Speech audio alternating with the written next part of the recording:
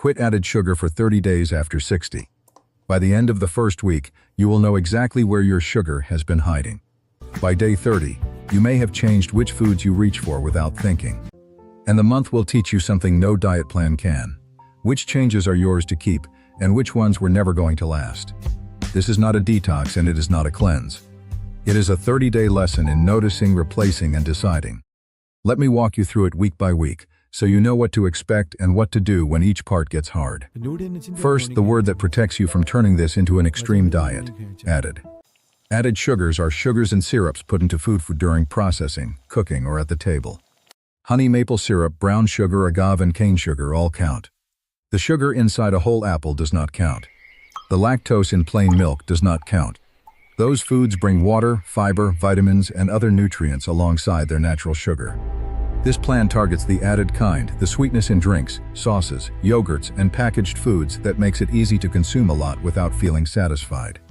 The American Heart Association recommends keeping added sugar below about 6 teaspoons a day for women and 9 for men. Those are general guidelines, not a personal prescription. Your exact needs depend on your health and your care plan. But for most people over 60, the gap between what they think they eat and what the labels say is wider than they expect. That gap's what day 1 is about. Day 1. The measurement day. Do not throw anything away. Do not overhaul the kitchen. It's important to look closely Eat your at the normal added breakfast, sugars. lunch, dinner, This and brand snacks. has 20% But of the read daily every value nutrition in facts just label one you serving. use and find the line marked added sugars. Write down the grams per serving and the number of servings you actually have. A bottle that looks like one drink may contain 2 or 3 servings. A bowl of cereal may be larger than the label's portion. By the end of the day, add up the grams. That number is your starting point. Not a score, not a judgment. Just a measurement you can compare against 30 days from now. Week 1. Find and replace. Start with drinks, because they are the cleanest swap for most people. Regular soda, sweet tea, flavored coffee drinks, sports drinks, and many fruit juices can add several teaspoons of sugar before a meal even begins. Replace 1 sugary drink per day with water, sparkling water, or unsweetened tea.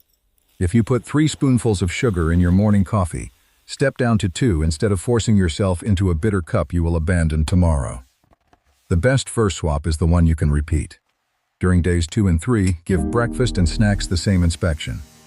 Flavored oatmeal, sweetened yogurt, granola, cereal, protein bars, sauces, and bottled dressings can carry added sugar even when the front of the package sounds wholesome. Compare products by the same serving size and choose the one with less. Plain oatmeal with berries still contains carbohydrates, and that is fine. Plain yogurt with fruit still contains natural lactose, and that is fine too. You are targeting the added kind, not the kind that comes naturally packaged with nutrients. By the end of the first week, the biggest change should not be willpower. It should be a new set of defaults. You know which drink to order, which yogurt to buy, and what to reach for at 3 in the afternoon when energy dips. Build your replacements around foods that do more than remove sugar. Pair fruit with nuts. Choose plain yogurt and add your own berries. Put natural peanut butter on whole grain toast. Have eggs with vegetables or beans at lunch. Protein, fiber, and healthy fat help a meal feel complete, which is what makes the swap sustainable instead of punishing. One important note here. Avoid replacing sweet products with unlimited cheese, butter, processed meat, or refined starch. A food can have no added sugar and still be high in sodium, saturated fat, or calories. The words sugar-free are not a complete health rating. This month works better as a pattern upgrade than as a hunt for a single villain. By week 2, you start seeing the cues you never noticed before. And that is where it gets interesting. Week 2, the habits behind the sugar. This is the week when you start recognizing why you reach for sweetness, not just where you find it. Dessert may be tied to television. A sweet coffee may be tied to the drive to pick up grandchildren. A cookie may appear right after a lunch that was too small to carry you through the afternoon. Instead of fighting every craving with willpower, change the scene. Keep the cookies out of sight. Prepare an unsweetened drink before you sit down for the evening. Make lunch large enough to last. A craving is an experience, not an emergency. It passes. And the more often you replace the sugary response with a satisfying one, the weaker that cue-to-sugar connection becomes. Your sense of sweetness may begin to feel different during this week, though do not set a countdown for it. Some people quickly notice that a drink they used to enjoy now tastes extremely sweet. Others take longer. Sweetness perception can shift on a lower sugar diet, but there is no reliable day when it happens for everyone. Use the month to observe your palate with curiosity, not to test your willpower with a deadline. At the halfway point, ask yourself a better question than "Have I been perfect?" Ask this: where did most of my added sugar come from? If one daily soda supplied the majority, you have found a high-value change. If small amounts came from 10 different products, label reading and home cooking matter more than eliminating any single food.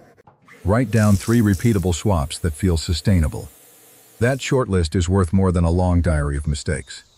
Week 3 is when most people expect something to show. Here is what is realistic and what is not. Week 3. Managing expectations honestly. A lower added sugar intake can reduce calories if the removed foods are not replaced with equal calories elsewhere. That may allow your weight to trend downward. But the scale can also move because of fluids, salt, bowel contents, and normal daily variation. One morning reading cannot tell you whether body fat changed. Track the average across several mornings if you weigh yourself, and focus on the direction of the trend rather than any single number. A small randomized trial in adults found that a reduced sugar group lowered intake by about 22 grams in calories by about 200 per day over 4 weeks. Participants lost a modest amount of weight, but the change was not clearly different from the control group, and glucose measures did not improve. The study was small and included avoidance of refined flour as well as sugar. It is useful evidence but not a guarantee. That matters because social media often promises flat blood sugar, effortless weight loss, and unlimited energy within days. Your body does not run on anyone else's timeline. Your starting diet, sleep, activity, medications, muscle mass, and health conditions all shape what you notice. If sweet drinks were a major daily habit, your changes may be more noticeable. If you already ate relatively little added sugar, the shift may be subtle. If you are finding this practical, subscribe for more calm, evidence-based guidance for your 60s, 70s, and beyond. During week 3, also check whether your replacements are supporting the parts of aging that matter most. Older adults need enough protein and total food to protect muscle. Fruit, vegetables, beans, and whole grains provide fiber and essential nutrients. Plain or lightly sweetened dairy provides protein and calcium if you tolerate it. Reducing added sugar should make room for those foods, not push them off the plate. If your portions have gotten smaller because you cut the sweet stuff without adding something else, that is a problem worth correcting now. If you have diabetes, this plan deserves a conversation with your care team. Added sugar is only one part of total carbohydrate, and fruit, milk, beans, grains, and starchy vegetables can all affect blood glucose. That does not make them bad foods. It means your portions, medicines, activity, and monitoring need to work together. People using insulin or medicines that can cause low blood sugar should not make a significant diet change without clinical guidance. And if a glucose reading drops below your personal safety threshold, follow the low blood sugar plan your care team gave you. Fast-acting sugar has a medical purpose in that situation. A month with less added sugar does not mean refusing glucose when your body genuinely needs it. Week 4. The audit and the keepers. During the final week, repeat the measurement from day 1. Use the same categories: breakfast, drinks, snacks, sauces, and whatever else carried added sugar on day 1. Add up the grams for a typical day. You do not need a perfect zero. Moving from a high intake toward a sustainable range is meaningful, and gradual is the only version that lasts. Compare the two numbers. Day 1 versus day 28. That gap is your result. Not a social media transformation, but a clear measurement of something you actually changed over 4 weeks. Review what you can observe honestly. Waist fit may have shifted. Your weight averaged across several mornings may have moved. Your home glucose readings, if your clinician asked you to track them, may show a pattern. Blood pressure, if you already monitor it, may offer context. These are observations, not conclusions. Do not change medication or order extra lab tests on your own. Your clinician may want to assess changes over a longer time frame, and 1 month captures only part of a picture that metrics like hemoglobin, A1C measure over 2 to 3 months. Now make your permanent list. Keep the changes that felt sustainable and made a real difference. As you can see Here are the ones most section, people keep. is key. Unsweetened drinks as the daily default. Checking the added sugars line instead of being distracted by labels like organic cane syrup or natural sweetener. Keeping whole fruit, plain dairy, beans, and whole grains on the plate, unless a clinician gave a specific reason to limit one of them. And keeping one planned dessert or treat if that is what makes the whole pattern livable. A sustainable limit you can hold for years is more valuable than a strict month followed by a rebound. One final note. Unplanned weight loss, persistent fatigue, excessive thirst, frequent urination, repeated low glucose readings, or difficulty eating enough deserves medical attention, not praise for willpower. Those are symptoms, not badges of dietary success. Make significant diet changes with clinical guidance if you take diabetes medication, have kidney disease, or are losing weight without trying. 30 days without added sugar is not a contest to see how many foods you can fear. It is a month-long lesson in choosing where sweetness belongs. On day 1, you find it. In week 1, you replace it. In week 2, you understand the habits behind it. In week 3, you watch with honest expectations. In week 4, you measure the difference and keep what worked. That is a quieter result than a miracle.